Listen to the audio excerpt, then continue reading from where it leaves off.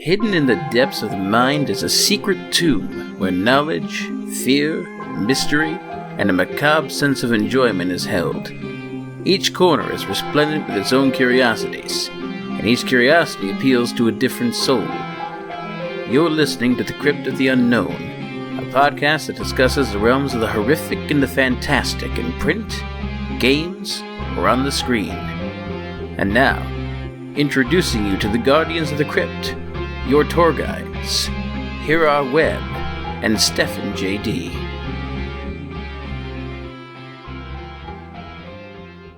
I am the Critical Android, and joining me, as he's always here, resting and rotting in the crypt alongside me, America's finest, Stephen J.D. Hello. How are you doing, my friend? I'm doing good. No, I'm just doing good. That's grammatically incorrect. You're doing well.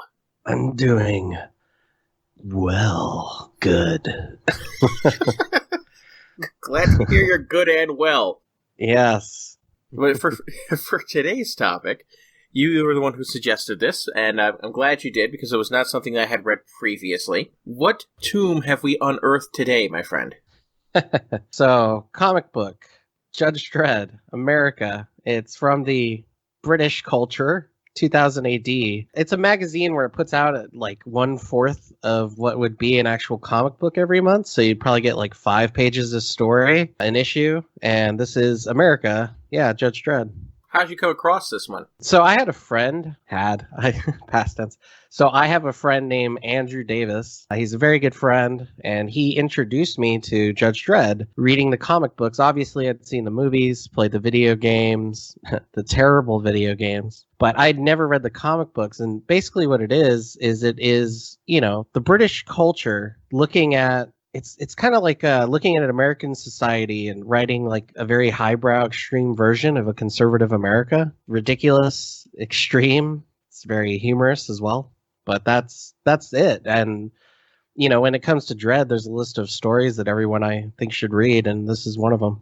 I did read online that this is a very highly regarded story from the Judge Dredd canon. However, interestingly enough, as we'll come to find out, if this is, you know, something that you want to read to get like an introduction to Dredd, probably better start reading other things, because there's not a lot of Dredd in this Judge Dredd story. Yeah, there is the sensation of Dredd, but not actual Judge Dredd. Correct.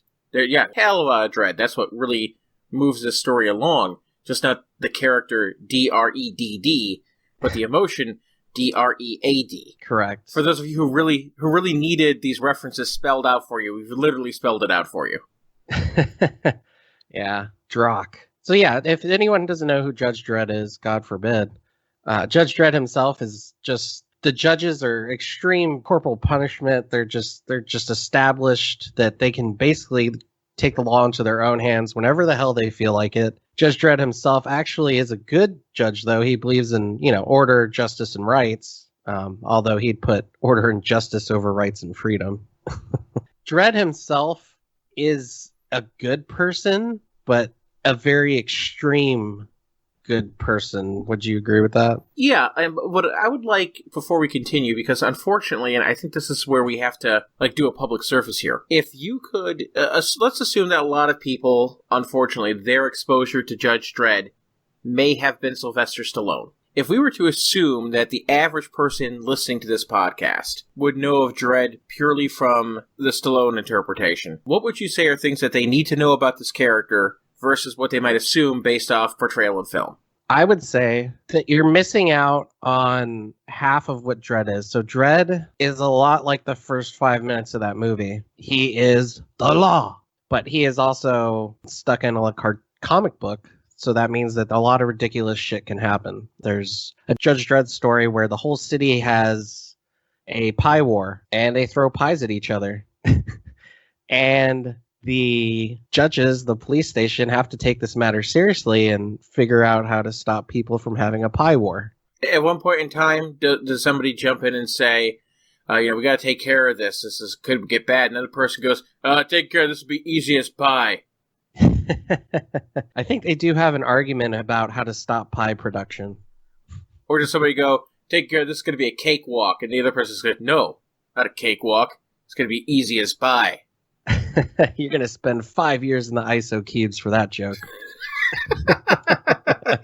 Well, when it comes to puns, I really know how to take the cake. Yeah, you do. You just know how to top it off. Yeah. I'm nuts about them. If we want to do pastry puns, I can keep these things rolling. Well, I just give me a second. Let me get baked real quick. Let's continue before people hate us entirely. Yes, there's 2 coins to Dredd. It's not always serious. Dredd himself never once changes. He is law and order, purely. But the world around him doesn't take itself seriously for 1 second. So if you watch that movie, and you even watch the new Dredd movie with Carl Urban, they're missing a little bit of the humor of the comic books in there. Because, as you mentioned, the comics were mostly supposed to be based off of satire. And oftentimes we can find where when something starts off satirical, there's like 3 camps that will happen. One will be people who want the satire to continue because they enjoy the satirical element of it. 2, there'll be people who take the satire seriously and think that this is a good idea, like the judges are a good idea, we need something like that in this country. And that's just sad when that kind of stuff happens, but you see it when people just don't get the point of the satire. And then there'll be some that like it, but they don't like the satirical angle and want to try to take it more seriously to, I don't know, either de-emphasize the humorous points of what the satire is for. It can vary depending on the writer when these kind of things happen. I guess a similar comparison you could say would be to the Teenage Mutant Ninja Turtles. You know, it was written as very much kind of a satirical stab at Daredevil and Frank Miller's run on Daredevil. I think we discussed that before. Like, you know, you got the hand, you got the foot, you got Splinter, Stick, all those things. When you have something like that, there's like the cartoon that came out that took a much more lighthearted approach to it. Then you have like the comic interpretation that was still very dark. We see some of that being walked finely with America, and that's one of the things that I immediately respected about it. Yeah, this one is still satire. It's just taken a little bit more seriously. Yeah, but there's still some ridiculous elements to it. Yeah, there's a lot to dive into with this, as it's divided up into 3 different segments, essentially, that were written at different times. And they can all be crammed together to form this America trilogy. Right, but the actual story of America is pretty much just that first story. Right. First published in 1990, from 1991, like you said, it was published across different parts of the magazine. The artwork on this, freaking fantastic. It's very of its time, because I usually don't see this artwork that much anymore, and done in this fashion. It's almost like a painting, kind of. But yes. Yeah, but it's definitely of its time. It very much is, but it's a beautiful thing to look at because it's a nice, sharp contrast to what we would see later. Not just in other comics, but in what we see with this publication, because the other 2 volumes of this, so to say, do not have this same art style. Mm-hmm. They go for a more traditional look of what you would see at that time. But this original one, very kind of painting-esque, as you put it. We find the story here of America in the sense of not America the country, though it parallels that. There's a young girl who is born in the first few pages of this story, who is the daughter of immigrants to the country from Puerto Rico, and her name is America Jara. Right. They believe in the American dream. Yes. So much so that they named their daughter America. As she grows up, she talks about her first encounter with one of the judges, when her friend Bennett Beanie was confronted by some other kids and attacked, and then one of the judges comes up to him and, you know, sees that they've been fighting and treats him like a criminal, even though he's been the victim of being beaten up by other kids. Right. The judges themselves really don't have time to have quarrels with who's right and wrong. If they see something that they think is wrong, it's just wrong, because in this world of Judge Dredd, like 90% of the people are unemployed. So people are starving, committing acts of crime constantly, and the judges can solve about like 2% of crimes. And then to make matters even worse with all of this stuff, you also have the disenfranchisement of pretty much everybody, whether it be immigrants or minorities or people in general. It's very much commentary about how the poor and the people on the lower rung of society are treated. That's true. Pushing people in that direction especially this girl America, may lead to some sort of activism. As we'll find out, this sensation that she experienced when she was being harassed by these judges or seeing her friend being harassed ultimately makes her want to get not just revenge against the judges, but want to do something about this system, which is why when she and Bennett grow up, Beanie becomes just more focused on what he wants to do as being a comedian and making people entertained. But America wants to actually change things, and she starts getting involved in the political system, joining the Democrats, which in this case, not just a political party, but they're activists. Right. The Democrat side is not in control in any way, and people can even get arrested for holding signs that say, vote Democrat. There's nothing illegal about carrying them around, but if you post them, then you can get arrested. There's even an argument she has with one of her teachers when he's explaining the country to her, and he says something about life, liberty, and the pursuit of happiness, and she's like, "Do you honestly think that those things exist?" He's like, "Well, 1 out of 3 isn't bad, right? You get life." So there's the hard satire note there that they're trying to throw in right at the beginning. Though at the same time, I would note from a political standpoint that the the Declaration of Independence, which has the phrase life, liberty, and the pursuit of happiness, is not a government binding document. So just because it was not pursuit of happiness is not promised in the Constitution, which is probably one of the things that the judges would argue, that, just because it was in the Declaration of Independence, that was not the document that was formed to be the basis for the government of this country. It was just a political statement against the British.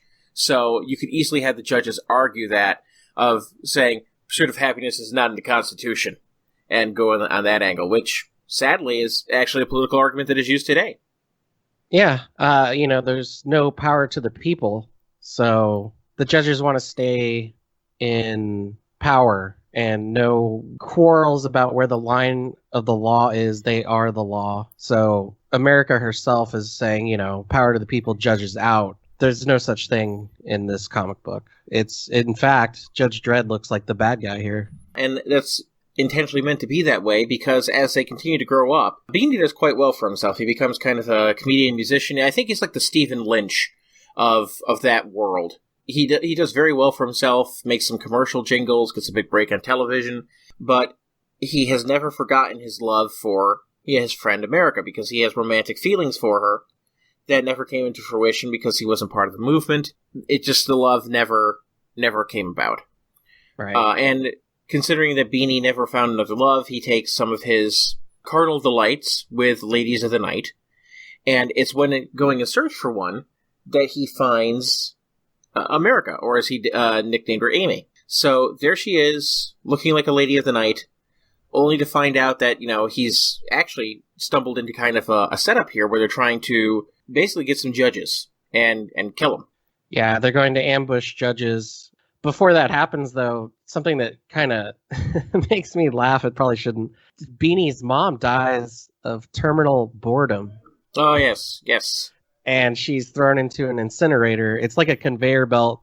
Bodies are just thrown into it and then scorched on fire. I just had to mention that. But when they are doing the ambush of the judges, the group that's with America, one of them notices that Beanie's seeing their face. So he shoots him in the throat. I kind of, is that a message, though? Is there a deeper meaning there, do you think? I don't know if it was meant to be kind of like a message against, like, silencing people, because ultimately Beanie doesn't get silenced. I think it's a very convenient plot device, because as we're going to find out, because he's shot in the throat, he can't speak to Dredd when Dredd goes to interview him, or you should say interrogate, I would say. So he can't speak. And this is a big thing in both real life, and that we'll find out that comes into play in this comic as well. Being able to speak with somebody and pick up on their speech patterns and hear how they sound can be a very big thing about trying to determine whether somebody is lying or not. It's a huge thing, that speech. So because Beanie here is reduced to having to type on a computer at first, because he does survive, but all he can do is type on the computer to answer Dredd's questions. He's able to try to cover up for Amy, and even though Dredd thinks that he's hiding back on something, he thinks it could just be holding back on the fact that he was trying to pick up a hooker and didn't want to get caught for it. Right, and they discuss arresting him, but Dredd's like, it's not worth the time. Funny enough, he does get to live lavishly, though, even though he can't sing anymore, and he's basically doomed, to live off his royalties for the rest of his life. Oh, heavens. Yeah, so this goes back to America being an activist. She's obviously poor. She fought in the war. She disappeared for a while, and Benny, or Beanie, he's just chilling, having a good time, recuperating, and that's when America comes to visit him. Yes, America comes knocking. Will you answer the door? That sounds like a Starship Trooper mid-movie advertisement. I'm doing my part. Yeah, you are.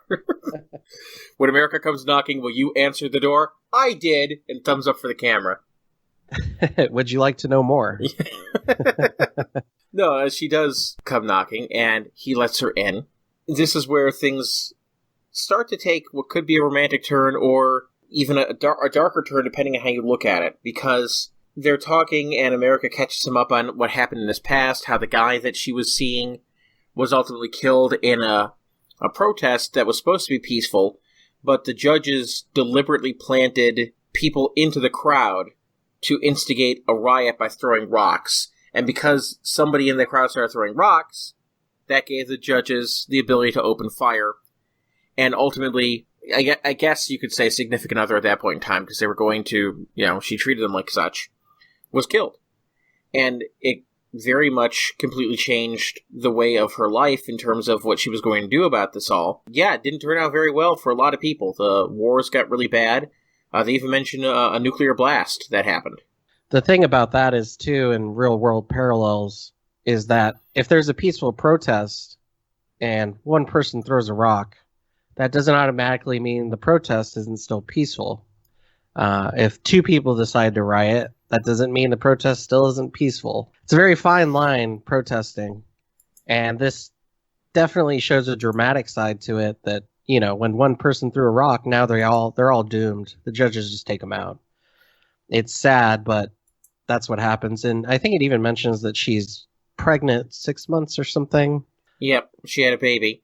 And ultimately, the child she almost miscarried because of the stress of everything. And during the genetic testing, they found out that the child was not, I guess, up to the standards of what human civilization needs it to be, so the child was terminated. Yeah, that's correct. So it's very sad. It's the parallels between Benny and her that are just from two different worlds. Even though they know each other, they're from two different worlds. And her going to visit him, she finally sleeps with him, but it doesn't feel like it was out of love. She said it was, but then she immediately asked him for money to help her group called Total War to blow up the Statue of Liberty. Well, here's the question. How much do you think America was manipulating Beanie versus how much do you think she actually cared about him? I think at the end of the day, her activism has always mattered more to her than him, but she definitely probably has some small feelings for him. Well, let's put it this way, because I think this is the bigger question about her in general. Do you think that if he hadn't been a man of means and he had just been somebody who, from her past that she needed to go talk to or wanted to visit, do you think that she would have still gone to him if he wasn't rich? That's a good question. I don't know. I think so. Yeah. Just to see if he was still alive, maybe, and apologize, but probably wouldn't have slept with him. So, I mean, that's the thing that makes America kind of an interesting character in how she is willing to do whatever it takes for the mission. She does it, but her commitment to that mission goes so far as to even when, well, as we're going to find out here, it goes to shit. It completely goes to shit because entirely of Beanie. He agrees to give her the money because she's looking for 100,000 credits, basically, in order to buy the explosives and plan out this mission. And Beanie gets all the information from her about it and then betrays her by telling the judges about it so that they can be prepared to take action. Right, it's a slaughter. They just show up, and they already know that they're going to be there, so they're just gunned down. Completely. And the thing that makes it all the worse is that Beanie tried to say that, in exchange for this information, he didn't want America killed. One of the judges, lets out a shot when she's unarmed, just trying to crawl up these steps with the flag to put it up there, and they still shoot her dead. Dredd issues a reprimand to that judge who did that. It's like putting a Band-Aid on a broken leg. It means nothing. But that's the end of America. As we'll see, maybe not the end of America. But that's what ends up happening when she's just shot dead, and then he has to go up to her, and Dredd's letting him go up the stairs and letting him handle the body of his now deceased friend. And it's a painful scene. Yeah, America dies there. The Steps of Liberty. Very interesting. And the way they do it in the artwork as well. It's told exquisitely. Beanie, his last words, because what he does is he has the money to get a transplant to where he puts himself inside of Amy, America's body. And his last words in the comic are, but I like to think that I did it for Amy too, so at least part of her at least her dream gets to carry on, because she was right. You can't ignore what's going on. You can't bury your head in the sand and forget what the judges are doing to us. You've got to keep fighting. You've got to keep looking for America. And it cuts to Dredd right afterwards for this cold ending. And Dredd's words are freedom, power to the people, democracy, the American dream. Don't kid yourself. We tried it before. Believe me, it doesn't work. You can't trust the people. So dream on, creep, but just remember that's all it is, a dream. America is dead. Yeah. And it very much echoes the idea of America, not just as, the country, but also as a person. He's trying to live in this America, literally living in America. Living in America. He's living in America's body and also living in America, the country, and both of those are effectively dead. It's very interesting. This comic kind of blew me away at the beginning because, again, I had been used to the more humorous Dredd stories. There's even a Dredd story about specific people that live in that world that just eat every day, and they're paid to eat to be the fattest person in the city. Some allegory for gluttony. So this was very, very tough read, and that's pretty much why I want to talk about it, because I thought it had some interesting, parallels to the real world. So interesting and scary parallels to the real world, frankly. And the saga of America continues. It was picked up years later in a sequel series that was also written by John Wagner, the man who wrote the first part. Mm-hmm. Did you want to kind of very quickly tell everyone what the sequels are about? Because I actually haven't read them. America 2 it's called Fading of the Light, and we basically find out that the transplant that was done, there's complications. Because just like somebody who gets an organ transplant can have their immune system try to attack that organ, and there's immunosuppressants that can be done. In this case, there's a rejection of the mind and the body. He is not able to continue to live in that body, but unfortunately he has ignored the signs of rejection for so long that his brain is ultimately being damaged to the point that it could not survive another transplant. So he's effectively doomed to die in America's body. And it talks about what he is going to try to do in his remaining days.